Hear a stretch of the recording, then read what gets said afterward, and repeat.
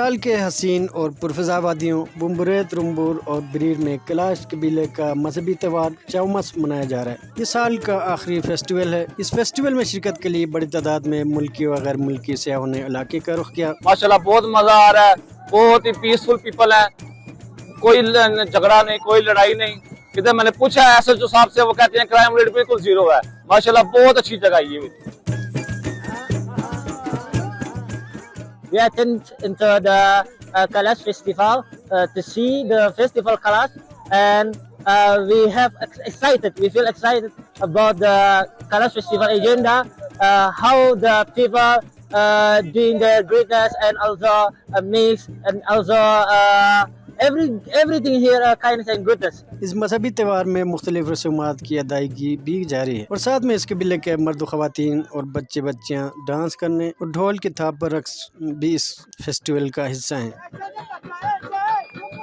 ہم لوگ لاہور سے آئے ہیں یہ رنگین جو یہاں کا کلرفل ایونٹ ہے اس کو سیلیبریٹ کرنے۔ یہاں پر سب کچھ بہت امیزنگ ہے، لوگ بہت اچھے ہیں، جیسے یہ خود خوبصورت ہیں ویسے ان کی ویلی خوبصورت ہے۔ کلاش ڈیولپمنٹ اتھارٹی نے اس سال سیاحوں کے لیے خصوصی انتظامات کیے ہیں اور جگہ جگہ سیاحوں کو معلومات کی فراہمی کے علاوہ سیکیورٹی، صفائی کے انتظامات اور دیگر سہولیات احسن طریقے سے ادا کیے ہیں۔ یہ ہمارے موسٹ ریلیجیس فیسٹیول ہے۔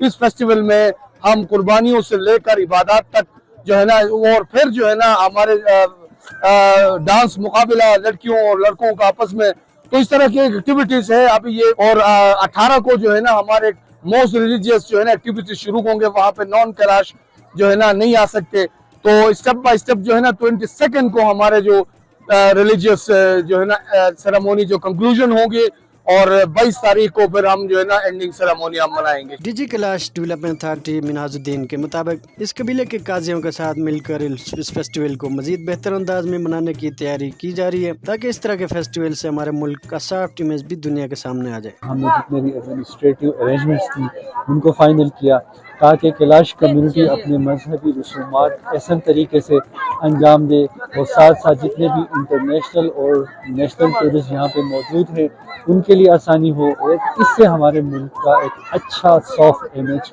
دنیا کے سامنے آ جائے۔ کلاش مرد و خواتین کے مطابق اس فیسٹیول کو منانے کا واحد مقصد اپنے مذہبی رسومات کی ادائیگی کے ساتھ ساتھ پاکستانی اور غیر ملکی ٹورسٹ کو اپنے علاقے میں ویلکم کرنا اور کلچر کو مزید ایکسپلور کرنے میں ان کے ساتھ مل کے آگے چلنا ہے۔ انہوں نے پاکستانی اور غیر ملکی سیاحوں کو خوش آمدید کہا اور اپنی رسومات میں شرکت کرنے پر ان کا شکریہ ادا کیا، اور علاقے میں ٹورزم کو مزید ایکسپلور کرنے کی بھی دعوت دی۔